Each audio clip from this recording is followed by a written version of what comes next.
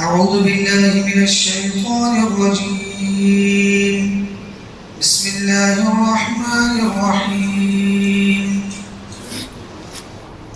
يوم تجد كل نفس ما عملت من خير محضرا وما عملت من سوء تود لو أن بينها وبينه أمدا بعيدا ويحذركم الله نفسه والله رؤوف بالعباد.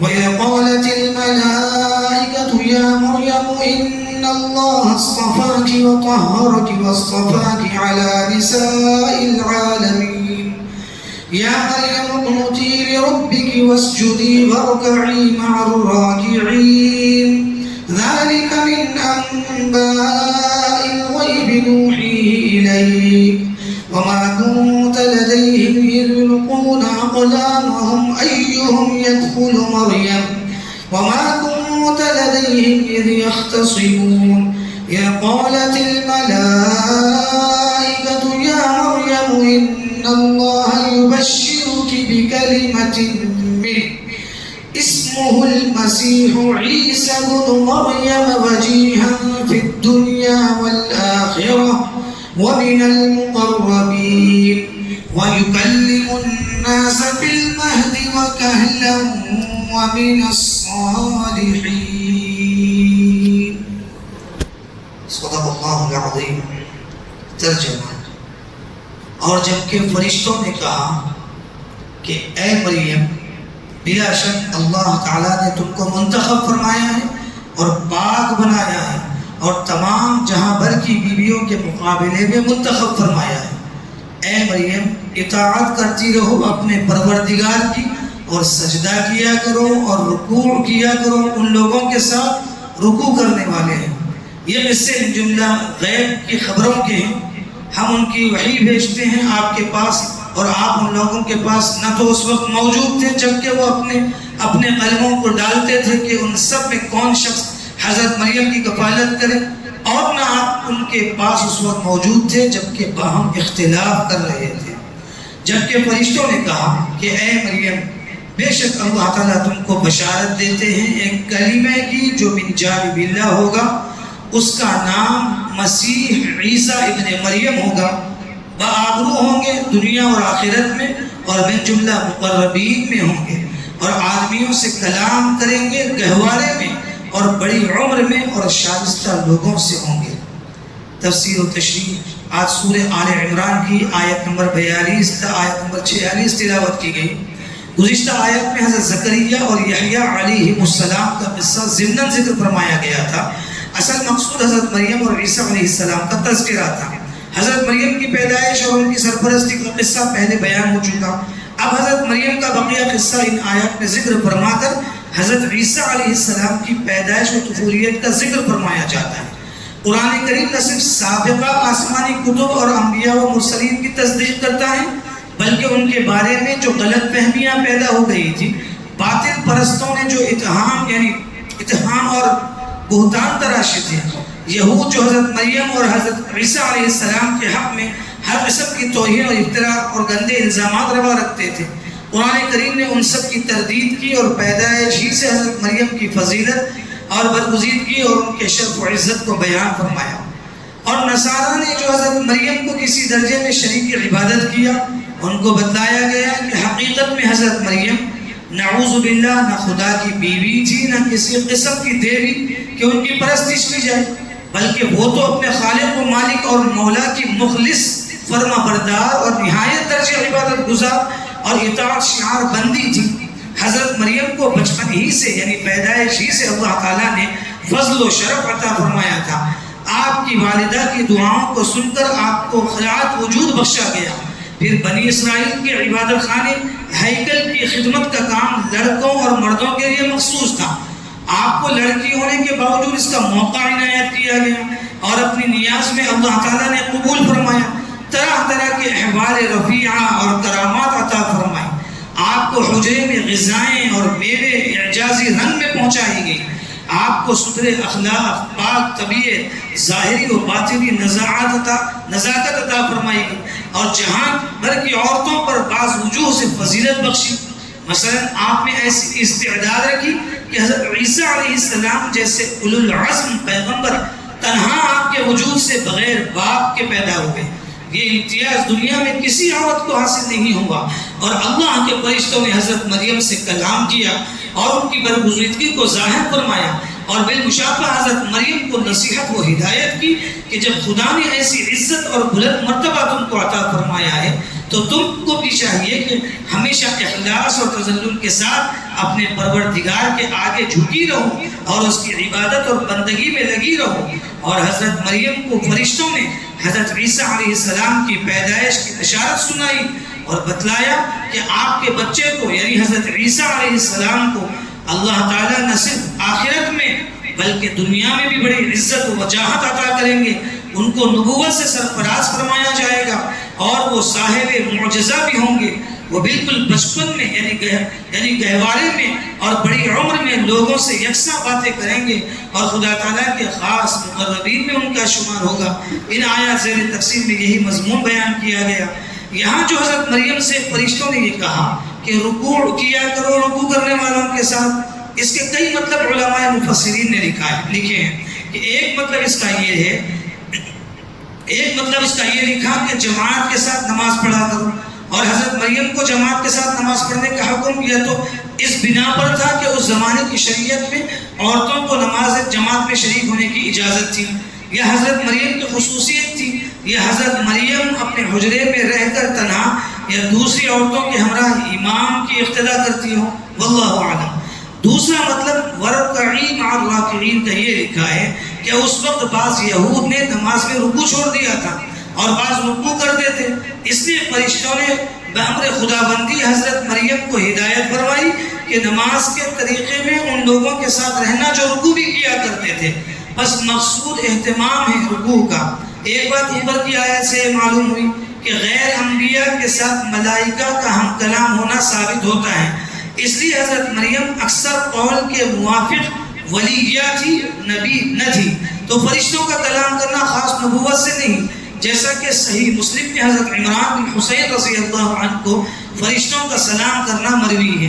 البتہ جو کلام ملائکہ مخصوص بالانبیاء ہے وہ ہے جو تبلیغ کے لیے ہو۔ اب یہاں تک جو حضرت زکریا علیہ السلام یا حضرت یحییٰ علیہ السلام اور حضرت مریم علیہ السلام کے واقعات مذکور ہوئے، اور حضرت صلی اللہ علیہ وسلم کا قرآن میں واقعات ماضیہ کا یعنی پچھلے واقعات کا اس طور پر خبر دینا کہ نہ کسی نے سنا ہو نہ خود واقعہ دیکھا ہو، نہ امی ہونے کے باعث کسی کتاب میں پڑھا ہو، تو یہ دلیل ہے نبی رحمت صلی اللہ علیہ وسلم کی نبوت کی کہ آپ کو ان امور کا علم بذریعہ وحی ہوا، اور جس پر اللہ کی وحی نازل ہو وہ اللہ کا نبی ہے۔ تو حضرت مریم کے تذکرے کے درمیان میں حضرت صلی اللہ علیہ وسلم کی نبوت کی ایک دلیل ذکر فرمائی جاتی ہے، جو حضرت مریم کو حضرت زکریا و حضرت یحییٰ علیہ السلام کے واقعات کے بیان سے ظاہر ہوتی ہے۔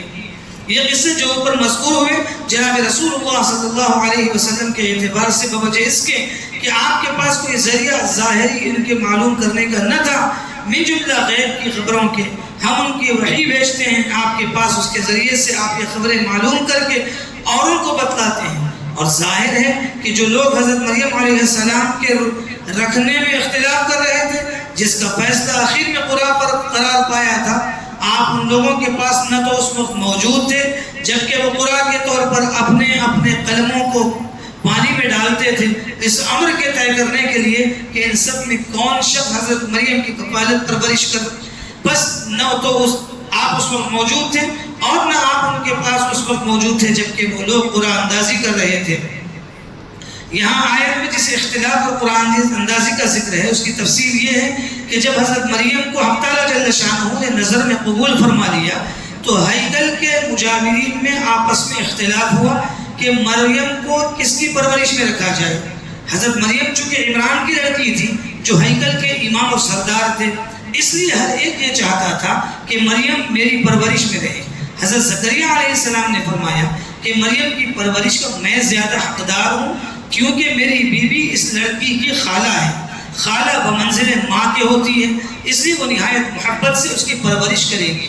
فیصلہ پھر اسی پر ہوا کہ قرآن اندازی سے فیصلہ کیا جائے، اور قرآن اندازی کی شکل یہ تجویز ہوئی کہ مجاوروں میں سے ہر ایک اپنا اپنا قلم جس سے تورات لکھتے تھے بہتے ہوئے پانی میں ڈالے، جس کا قلم پانی کے بہاؤ کے خلاف الٹا بہے وہ مریم کا حقدار سمجھا جائے گا۔ چنانچہ اس طرح قرآن حضرت زکریا علیہ السلام کے نام نکلا اور حق حقدار کو پہنچ گیا۔ یہاں سے معلوم ہوا کہ قرآن اندازی بعض صورتوں میں شریعت میں جائز اور روا ہے۔ شریعت اسلامیہ میں حنفیہ کے مسلک پر قرآن کا یہ حکم ہے کہ جن حقوق کے اسباب شرع میں معلوم ہو اور متعین ہیں ان میں قرآن ناجائز اور داخل قمار ہے۔ مثلا کوئی شے مشترک ہے جس کے کئی مالک ہوں تو ایسا قرآن کہ جس کا نام نکل آئے وہ سب لے لے، یہ ناجائز ہے کیونکہ اس میں دوسرے کا حق مارا جاتا ہے۔ اسی طرح جس بچے کے نسب میں اختلاف ہو اس میں قرآن اندازی کہ جس کا نام نکل آئے وہی باپ سمجھا جائے، یہ ناجائز ہے۔ جن حقوق کے اسباب رائے کے سپرد ہوں ان میں قرآن جائز ہے۔ مثلا ایک مکان مشترک ہے، زید و بکر اس کے مالک ہیں، تو اب مشترکہ مکان کی تقسیم میں قرآن سے زید کو مشرقی حصہ دینا اور بکر کو غربی حصہ دینا جائز ہے۔ یا یوں سمجھیے کہ جہاں سب شرکاء کے حقوق مساویانہ ہوں وہاں کوئی ایک جہت ایک شخص کے متعین کرنے کے واسطے قرآن اندازی جائز ہے۔ الغرض اوپر کی آیت بطور جملہ معترضہ کی تھی جو درمیان میں حضرت صلی اللہ علیہ وسلم کے اثبات نبوت کے لیے لائی گئی تھی۔ اس سے اوپر ملائکہ کا کلام حضرت مریم سے بیان ہوا تھا۔ اب پھر بقیہ کلام ملائکہ کا حضرت مریم سے نقل کیا جاتا ہے جس میں حضرت عیسیٰ علیہ السلام کے قصے کا آغاز ہے۔ چنانچہ ارشاد ہوتا ہے اذ قالت الملائکۃ یا مریم ان اللہ یبشرک بکلمۃ منہ اسمہ المسیح عیسی ابن مریم وجیہا فی الدنیا والآخرۃ ومن المقربین۔ اس وقت کو یاد کرو جب کہ فرشتوں نے حضرت مریم سے یہ بھی کہا کہ اے مریم بے شک اللہ تعالیٰ تم کو بشارت دیتے ہیں ایک کلمے کی جو من جانب اللہ ہوگا، یعنی ایک بچہ پیدا ہونے کی خوشخبری سناتے ہیں جو بلا واسطہ باپ کے پیدا ہونے کے سبب کلمۃ اللہ کہلائے گا۔ اس کا نام و لقب مسیح عیسیٰ ابن مریم ہوگا۔ ان کے یہ حالات ہوں گے کہ بابرو ہوں گے، خدا تعالیٰ کے نزدیک دنیا میں بھی ان کو نبوت عطا ہوگی اور آخرت میں بھی، اور من جانب اللہ مقربین عند اللہ ہوں گے، اور صاحب معجزہ بھی ہوں گے کہ آدمیوں سے دونوں حالت میں یکساں کلام کریں گے، یعنی ماں کی گود میں بھی، یعنی بالکل بچپن میں، اور بڑی عمر میں بھی، اور اعلیٰ درجے کے شائستہ یعنی بااخلاق لوگوں میں سے ہوگا۔ یہاں اس آیت میں بھی اور قرآن و حدیث میں دوسری کئی جگہ حضرت مسیح علیہ السلام کو کلمۃ اللہ فرمایا گیا۔ جس طرح روح القدس جبرائیل علیہ السلام کا لقب ہے، اسی طرح کلمۃ اللہ حضرت عیسیٰ علیہ السلام کا لقب ہے۔ یوں تو اللہ تعالیٰ کے کلمات بے شمار ہیں، لیکن حضرت مسیح کو کلمۃ اللہ خاص طور پر اس لیے کہا گیا کہ آپ کی پیدائش عام قاعدے کے خلاف بغیر باپ کے محض اللہ کے حکم سے ہوئی، اور جو کام عادت دستور کے خلاف ہو وہ براہ راست اللہ تعالیٰ کی طرف منسوب کر دیا جاتا ہے۔ لفظ مسیح یہ اصل میں عبرانی زبان میں ماشیح یا ماشیحہ تھا جس کے معنی تبارک کے ہیں۔ حضرت عیسیٰ علیہ السلام کو عام طور سے اسی نام سے یاد کیا جاتا ہے، اور بعض علماء نے مسیح کو مسح سے ماخوذ مانا ہے کیونکہ ان کے مسح یعنی چھونے سے، ہاتھ لگانے سے برکت و شفا حاصل ہوتی تھی۔ بعض نے زمین کا مسح مراد لیا ہے، یعنی ہمہ وقت سفر و سیاحت میں رہنے کی وجہ سے آپ کو مسیح کہا گیا۔ حضرت مسیح علیہ السلام کا دوسرا نام عیسیٰ ابن مریم ہے۔ لفظ عیسیٰ اصل میں عبرانی زبان میں یشوع تھا جس کے معنی سید کے ہیں۔ قرآن کریم نے ابن مریم حضرت عیسیٰ علیہ السلام کے نام کے ساتھ خاص طور پر ایک جز کی حیثیت سے رکھا ہے، اس لیے اس کی نسبت ہمیشہ ماں ہی کی طرف ہوا کرے گی۔ اسی طرح حضرت مریم کی بزرگی ظاہر کرنے کے لیے ان کا نام ہمیشہ کے لیے عیسیٰ علیہ السلام کے نام کا جز بنا دیا گیا۔ جب حضرت مریم کو حضرت عیسیٰ علیہ السلام کی پیدائش کی بشارت فرشتوں نے دی تو ممکن تھا کہ حضرت مریم کو بتقاضۂ بشریت یہ بشارت سن کر تشویش ہو کہ دنیا کس طرح باور اور یقین کرے گی کہ تنہا عورت سے لڑکا پیدا ہو جائے۔ ناچار مجھ پر طرح طرح کی تہمتیں رکھی رکھیں گے اور بچے کو ہمیشہ برے لقب سے مشہور کر کے تکلیف پہنچائیں گے، اور میں کس طرح اپنی پاک دامنی کا اظہار کر سکوں گی؟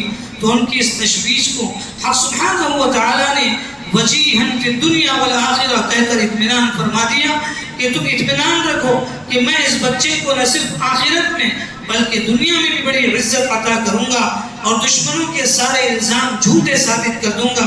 تیرا بیٹا نہایت شائستہ اور اعلیٰ درجے کا نیک ہوگا، اور وہ ابھی بچہ ہی ہوگا کہ لوگوں سے باتیں کرے گا، اپنی پاک دامنی اور برات کے لیے تمہیں بولنے کی ضرورت بھی نہ ہوگی، بچہ خود ہی کلام کرے گا اور بڑا ہو کر بھی اللہ کی باتیں بتائے گا۔